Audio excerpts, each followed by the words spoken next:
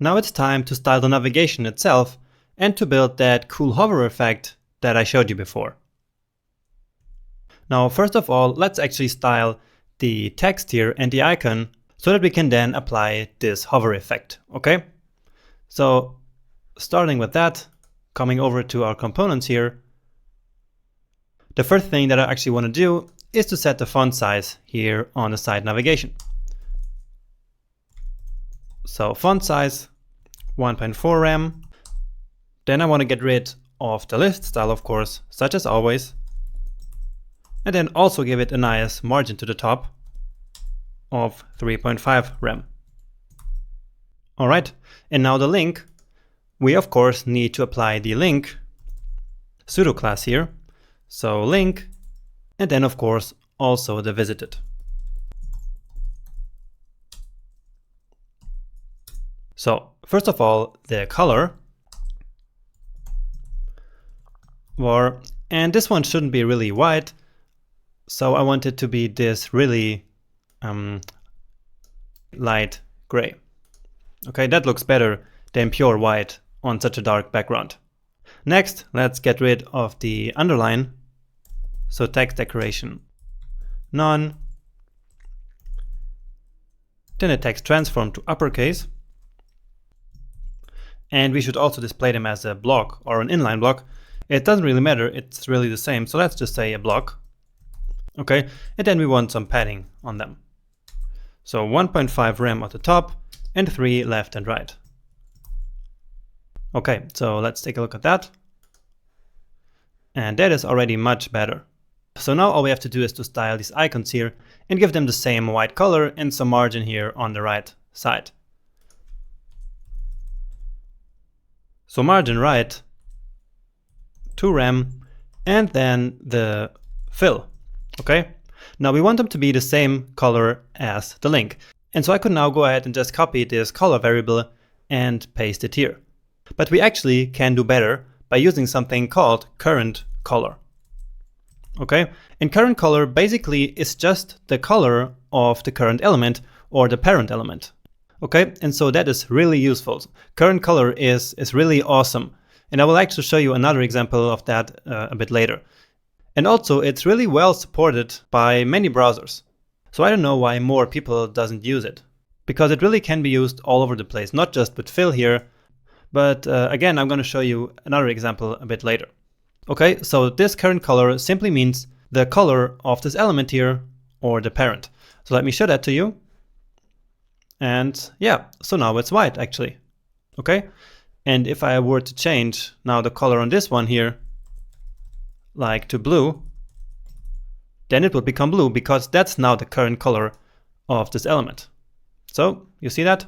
Now it's blue.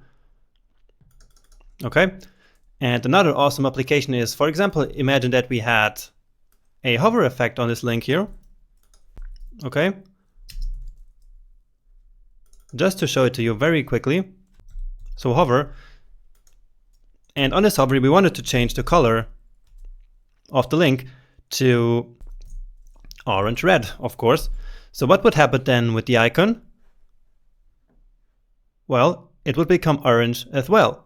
So that is really, really useful, okay? So without current color, we then would have to write some code to make the icon here orange as well, and that would be a lot of work. So with current color, we can avoid all of that because it will simply like inherit the color. So really useful feature, I just wanted to show it to you here.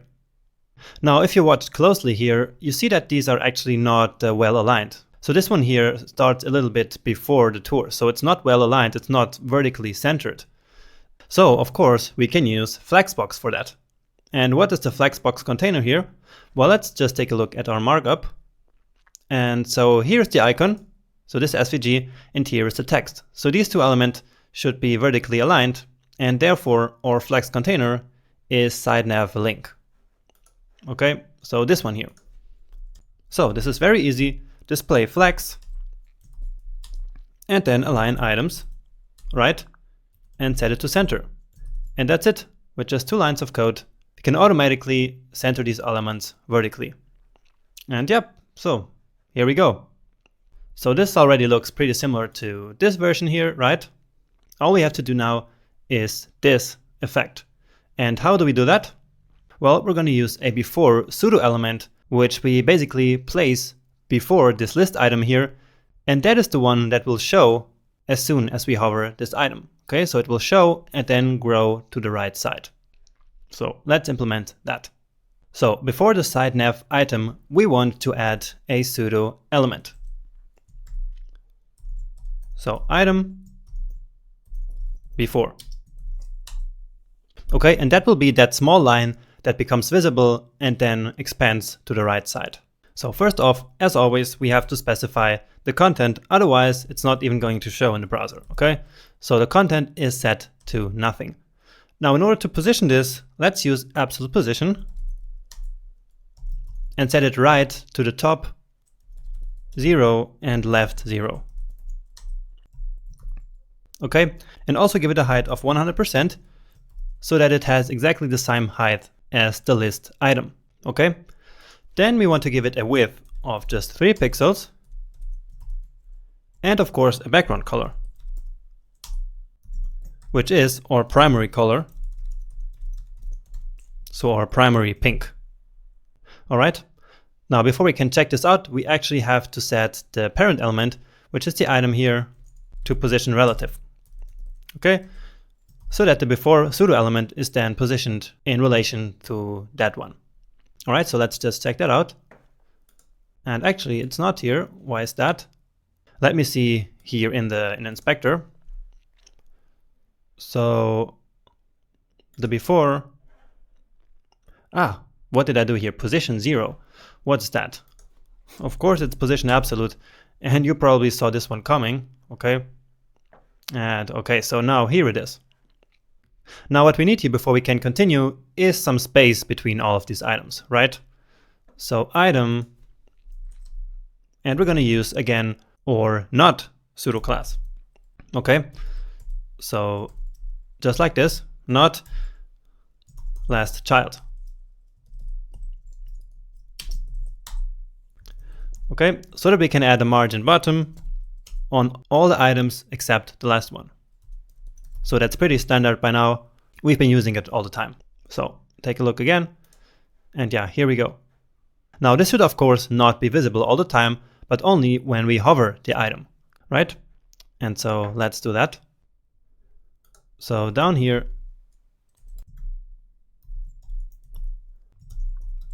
item hover, and then before.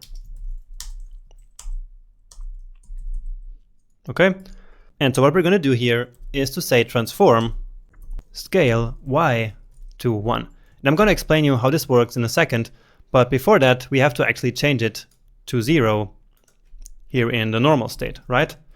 So this is the normal state without any hover, and so we say scale y 0. And when we then hover the item, the before pseudo element will then get the transform y back to 1, so 100%. So what is scale y?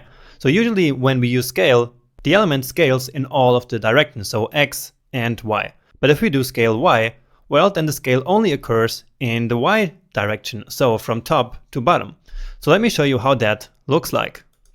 And actually for you to see it, I need to specify the transition as well. So transition, transform, and this time I'm not going to put all here because later I want to add some stuff here, okay? And just so that you can see it, I'm going to make it like really slow, so 1 second, so that you can see what happens here. So you saw that? Let me show it to you again. So basically it starts in the middle and then it grows to the sides. And so it grows in the y direction because we're using scale y, okay? And it starts in the center because that's where the transform origin is set, okay? Remember, I showed you the transform origin property before, but let me show it to you again actually. So remember the transform origin? We used it, I think, on the navigation in the natures project. And I told you that it's usually set to center. But if we set it, for example, to bottom, then this is what's going to happen. It will start scaling at the bottom. And the same thing here, and the same thing here, and the same thing here. And if I set it to top, then of course it will start at the top. But the default is center, and that's why it starts scaling at the center. Alright, and so that allows for that cool effect where it basically starts growing in the middle to both the sides. Okay, so that part of the animation is already working now. So this part here. Now what we also want is that after that it expands the width. All right, and so that's not hard to do as well. So in here we need to say that we want the width of this to be 100%, and that's it. So initially it's 3 pixels, and then it expands to 100%. Now in order to actually see this, we need to add a delay to that width, right? Because if we don't, it will simply look like this. So it will expand immediately, and then you say it's scaling. But that's not what we want. And so there's an ability in the transition property to add different settings for different properties. So for transform, let's put 0.2 seconds. And then for the width, we can say we want it to happen in 0.4 seconds, for example, and with a delay. Remember that one? So we can set delays in transitions and in animations in general. And so we want a delay of 0.2 seconds, which is exactly the time it takes for this first transform here to happen. So first the transform happens during these 2 seconds, and we wait this time until we start transitioning the width. And that's then going to take 0.4 seconds. So let me show that to you. And here we go. So that's already pretty similar to what we have in the original demo, right? But the original looks a bit better because it has a different timing functions. You see?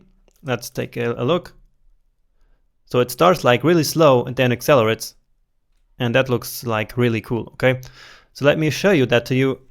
And so I need to show you that site that I showed you before, which I don't remember right now. And the one that I want to show you is this one. So where we accelerate real fast in the beginning like this, and then in the end it slows down. So let's take a look at that example. So this one here, this pink one. So that's pretty similar to the one that I showed you in the demo, right? So what we want is cubic Bezier. Let's copy that. Okay. So what we want here is the cubic Bezier. And well, what happened here? Anyway, I can just type it out. So 1, 0, 0, 1. All right. So that's the way we want it to happen. So let's take a look at that. And yep. So now it's like the example in the website that I showed you.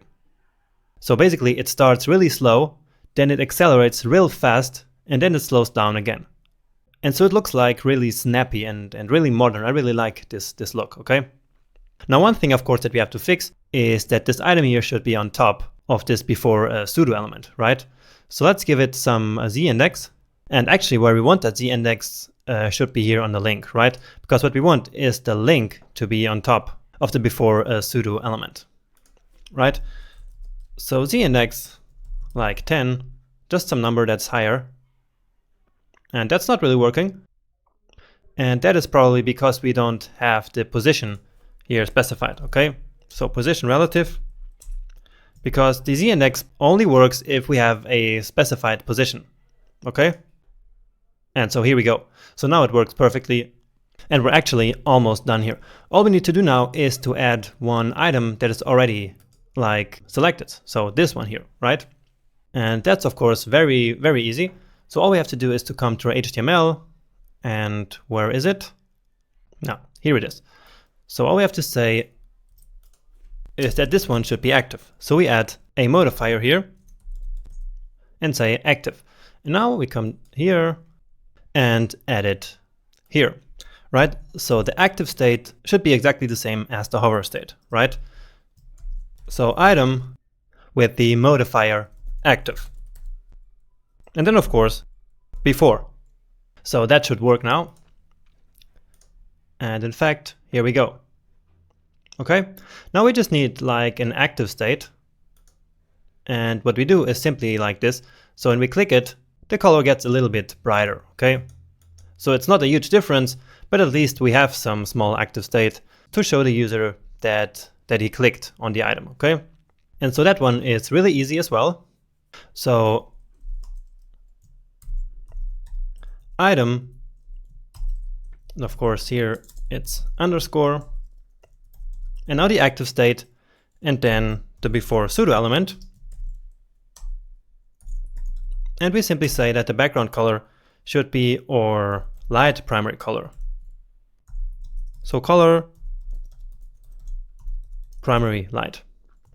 And this should also be animated. And so we can add another line to this one here, saying that the background color should be animated in like 1 point second. So really fast, just so there is any animation, okay? And remember this part here, okay? So we can set different settings for different properties. And that's really cool, because this way we can have like these staged animations, where first the transform happens and then the width. Okay, so with this delay that we have here. And of course, we also have different durations for different properties. So the background color in 0.1, then this one in 0.4, and this one in 0.2 seconds. And also different animation timing functions, where this one is different than the default, which is happening on a transform and background color. So we didn't use this one before, but it's just another thing that I wanted to show you here. All right, and with this, we are really done with this part here. So you see, we click and the color turns a bit brighter with this really fast animation in 0.1 second. And yeah, that's actually it. So we have the sidebar now complete and the header as well. So all there's left to do now is to actually fill this entire hotel view. All right, but for now, let's take a break and come back to this after that. So once you're ready, let's move on.